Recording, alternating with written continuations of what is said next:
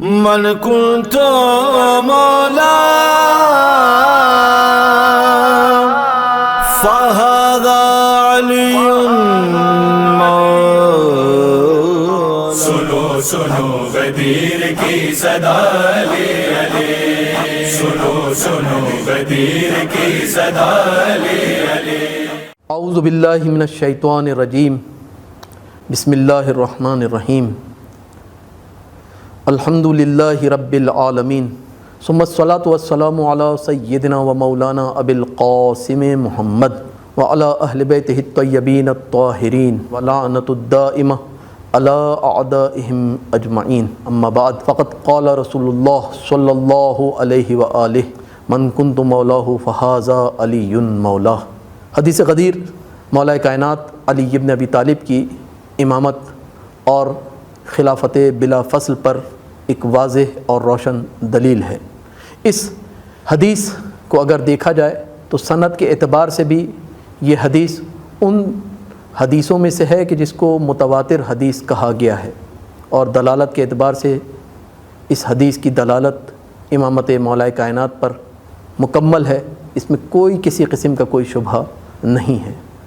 اگر سند کا ذکر کیا جائے تو 110 اصحاب نے اس حدیث کو نقل کیا ہے، اور 860 تابعین 860 تابعین نے اس حدیث کو نقل کیا ہے، اور علماء کے درمیان 3600 علماء نے اس حدیث کو اپنی کتب میں تحریر کیا ہے. اگر دیکھا جائے ان علماء کی فہرست کو تو حاکم نیشاپوری مستدرک علی الصحیحین میں اس روایت کو نقل کرنے کے بعد کہتے ہیں کہ حدیث غدیر من کنت مولاه فہذا علی مولاه ان احادیث میں سے ہے کہ جو متواتر ہیں، یعنی ان میں کوئی شک اور شبہ نہیں ہے. اس کی سند بہترین سند ہے. سیرہ حلبی میں علی ابن ابراہیم حلبی اس حدیث کو نقل کرنے کے بعد کہتے ہیں کہ یہ حدیث متواتر احادیث میں سے ایک حدیث ہے جس میں کوئی شک اور شبہ نہیں ہے. یعنی یہ بات ثابت ہوتی ہے کہ یہ حدیث رسول کی زبان مبارک پر جاری ہوئی اور مسلمانوں کے ایک جمع غفیر نے اس حدیث کو سنا. اور اسی طرح سے ملا علی قاری حنفی اپنی کتاب شرح مشکات المصابی میں اس حدیث کو نقل کرتے ہیں، اور نقل کرنے کے بعد اپنی کتاب میں تحریر کرتے ہیں کہ یہ حدیث وہ حدیث ہے کہ جس میں کوئی شک و شبہ نہیں ہے، کسی قسم کا کوئی شک و شبہ نہیں ہے کہ یہ حدیث رسول کی زبان پر جاری ہوئی ہے، اور یہ حدیث متواتر حدیث ہے.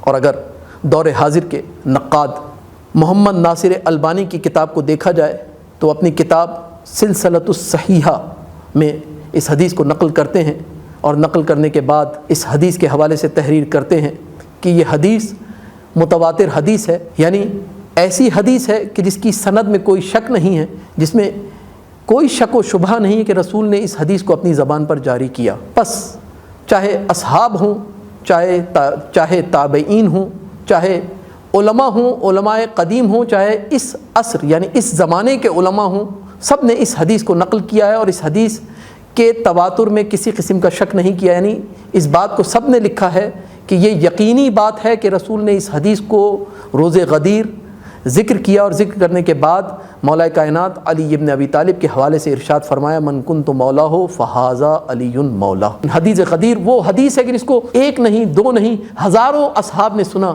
اور ہزاروں اصحاب نے سننے کے بعد مختلف اصحاب نے نقل بھی کیا، تابعین نے بھی نقل کیا، علماء نے بھی اپنی کتابوں میں تحریر کیا، اور اس بات کو تحریر کیا کہ یہ حدیث واضح ترین دلیل ہے کہ جو علی ابن ابی طالب کی امامت پر دلیل ہے، جس سے اس بات کو بآسانی ثابت کیا جا سکتا ہے کہ اگر کوئی خلیفہ بلا فصل ہے رسول کے بعد تو وہ علی ابن ابی طالب ہیں. والحمد للہ رب العالمین. سنو سنو غدیر کی صدا علی علی، سنو سنو غدیر کی صدا علی علی.